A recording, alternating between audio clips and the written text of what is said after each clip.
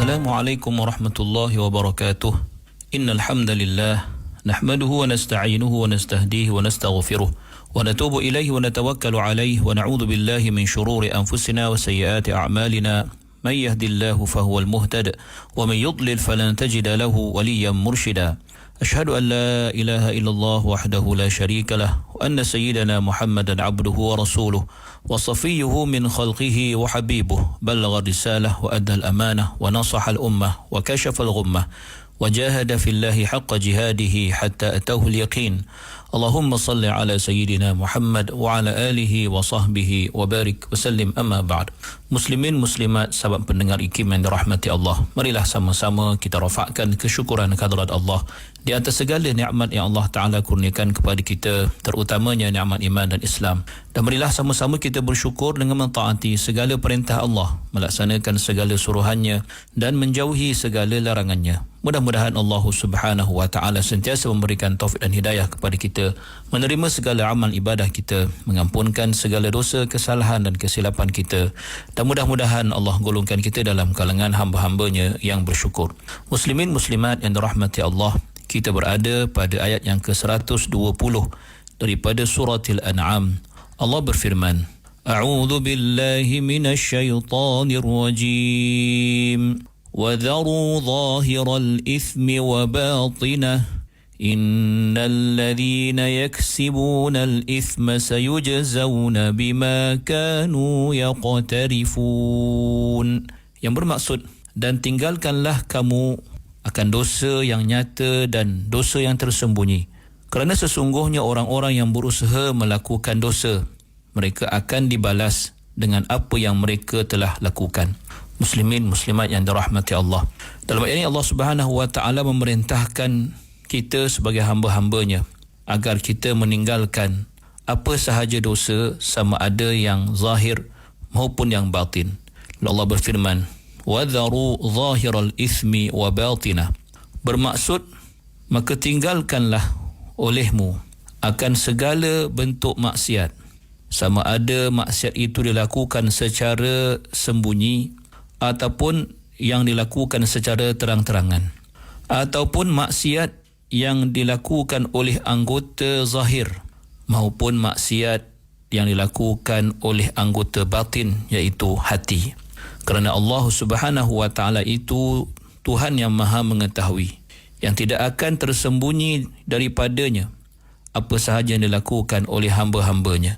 Allah maha mengetahui akan segala dosa yang kita lakukan, segala maksiat yang kita lakukan, sama ada secara sembunyi ataupun secara terang-terangan. Dan kemudiannya Allah Subhanahu wa Ta'ala menjelaskan pula akibat ataupun kesudahan orang yang melakukan dosa itu. Lalu Allah berfirman, Innal ladhina yaksibuna al-ithma sayujzawna bima kanu yaqtarifun. Bermaksud, sesungguhnya orang yang melakukan maksiat dan melakukan segala kejahatan yang zahir maupun yang batin, tidak akan terselamat daripada pengiraan amal oleh Allah Subhanahu wa Ta'ala, tidak akan terlepas daripada hukuman Allah. Bahkan mereka akan pasti dibalas dengan balasan yang selayaknya buat mereka, disebabkan pilihan mereka, disebabkan kesengajaan mereka untuk melakukan maksiat-maksiat tersebut. Muslimin muslimat yang dirahmati Allah, dalam hal ini perlu kita faham bahawa kita tidak wajar untuk menyatakan atau untuk membezakan antara dosa-dosa yang kita lakukan. Bermaksud, sama ada dosa kecil atau dosa besar. Jangan dipersoalkan dosa itu kecil, maka seolah-olah ia tidak ada apa-apa kesan kepada kita. Bahkan pandanglah kepada siapa kita melakukan dosa, bukan kita memandang pada kecilnya dosa itu.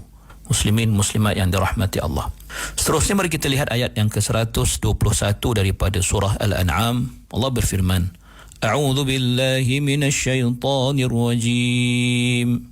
ولا تأكلوا مما لم يذكر اسم الله عليه وإنه لفسق وَإِنَّ الشَّيَاطِينَ لَيُوحُونَ إِلَىٰ أَوْلِيَائِهِمْ لِيُجَادِلُوكُمْ وَإِنْ أَطَعْتُمُوهُمْ إِنَّكُمْ لَمُشْرِكُونَ.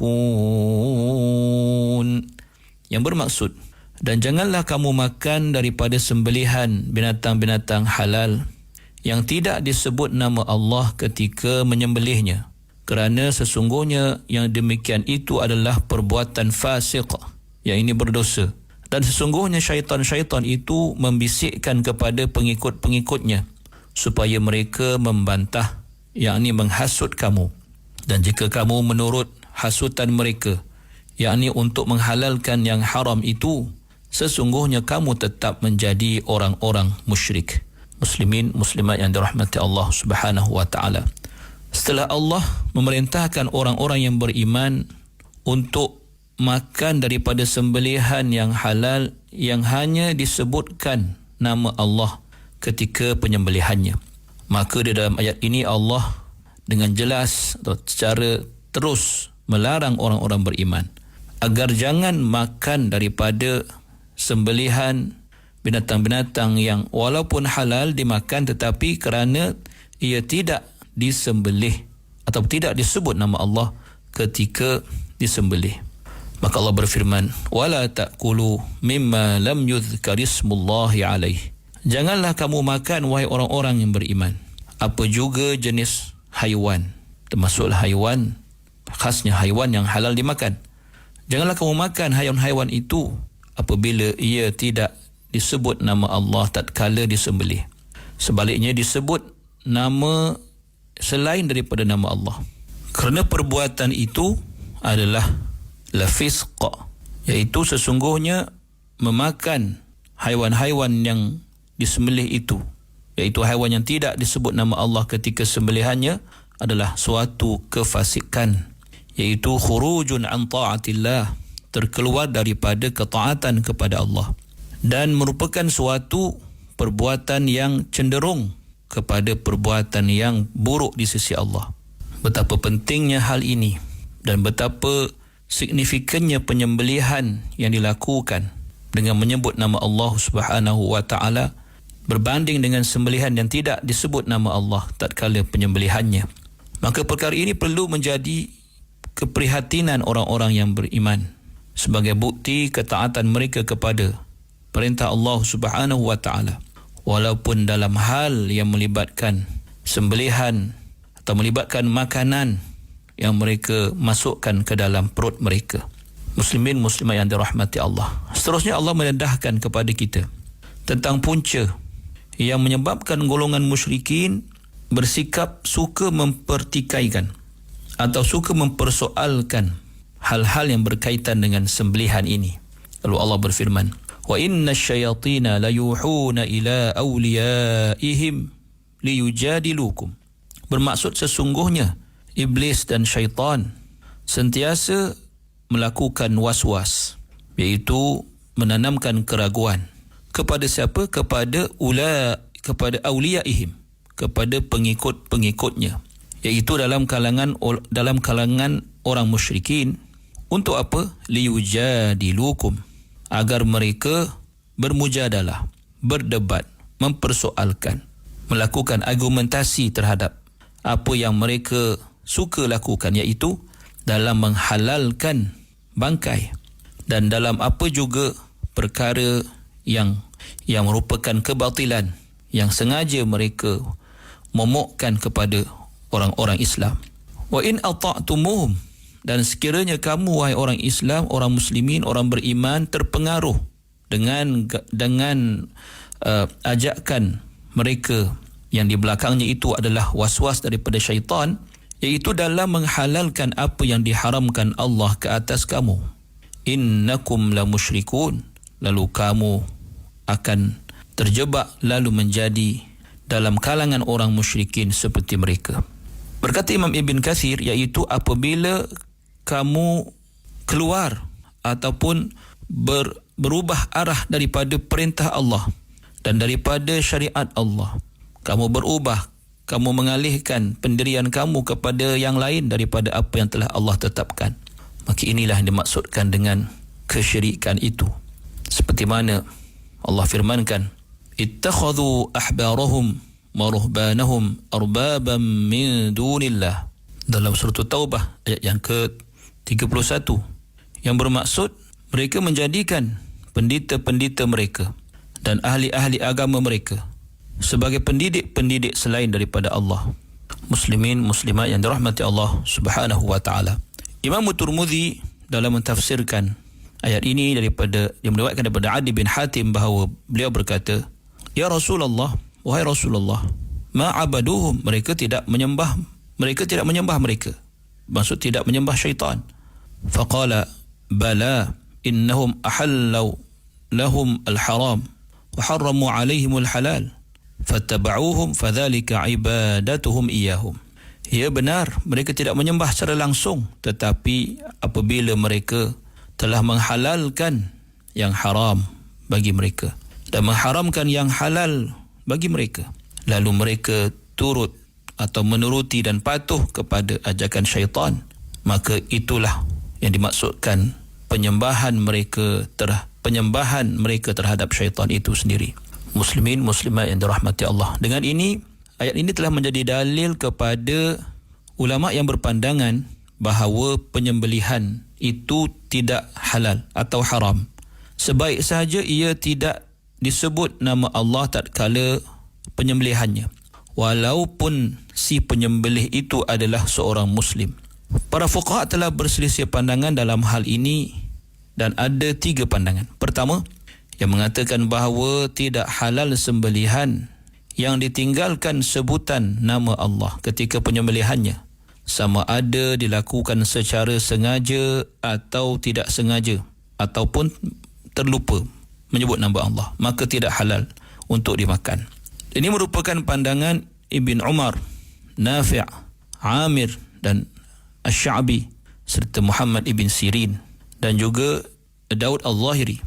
Dan dalam satu riwayat daripada Bukhari dan Muslim, Malik dan Ahmad, dan mereka berhujjah dengan ayat yang sedang kita bicarakan ini, bahawa Allah menyatakan sembelihan itu adalah fisqun, merupakan suatu kefasikan. Dan mereka juga berhujjah dengan firman Allah yang lain, antaranya yang berbunyi, fakulu mimma amsakna alaikum wadhkuru ismallahi alaih, dalam surah Al-Maidah ayat yang keempat, yang bermaksud oleh itu makanlah daripada apa yang mereka tangkap, iaitu binatang-binatang pemburu yang telah diajar untuk berburu, yang mereka tangkap untuk kamu, dan sebutlah nama Allah ketika kamu melepaskannya untuk berburu. Dan mereka juga berdalilkan beberapa hadis Nabi SAW yang terdapat dalam bab ini, di antaranya hadis Adi bin Hatim yang telah disebutkan padanya, idza arsalta kalbakal muallam wa dzakarta ismallahi alaihi fakul, apabila kamu melepaskan anjing yang terlatih untuk berburu itu, maka sebutlah, dan kamu sebutlah nama Allah tatkala melepaskannya, maka makanlah, iaitu makanlah binatang yang berjaya ditangkapnya. Adapun pandangan yang kedua pula menyatakan bahawa menyebut nama Allah tatkala penyembelihan itu adalah bukan syarat, bahkan merupakan sebahagian daripada perkara-perkara sunat. Maka meninggalkannya secara sengaja ataupun terlupa tidak menjadi masalah atau tidak memudaratkan. Maka ini adalah pandangan daripada Ibn Abbas, Abu Hurairah, Atha, dan ia juga merupakan mazhab Imam Syafi'i dan merupakan salah satu pandangan daripada Imam Malik dan Ahmad bin Hanbal. Hujah mereka bahawa ayat ini adalah menyentuh tentang sesuatu yang disembelih bukan kerana Allah, atau disembelih dengan menyebut nama selain daripada nama Allah, iaitu menyebut nama berhala seperti yang dilakukan oleh golongan musyrikin. Dan mereka juga berhujjah dengan hadis daripada Imam Daruqutni daripada Ibn Abbas bahawa beliau berkata, apabila seorang Muslim itu, Nabi SAW bersabda, apabila seorang Muslim itu menyembelih dan tidak menyebut nama Allah, maka makanlah sembelihannya kerana seorang Muslim itu terdapat padanya nama daripada nama-nama Allah Subhanahu wa taala. Adapun pandangan ketiga pula nyatakan bahawa meninggalkan sebutan nama Allah kerana terlupa tidak memudaratkan atau tidak menjadi masalah, akan tetapi jika sengaja maka tidaklah halal sembelihan itu. Dan ini merupakan mazhab Ali dan Ibn Abbas, Sa'id bin Musayyab dan Hasan al-Basri, dan ia merupakan mazhab yang masyhur dalam mazhab Imam Ahmad dan juga mazhab Abu Hanifah. Maka untuk penjelasan lebih lanjut boleh kita rujuk kepada kitab-kitab fiqh mengenai hal ini. Qulu qawli hadza wa astaghfirullahal azim li wa lakum. Assalamualaikum warahmatullahi wabarakatuh.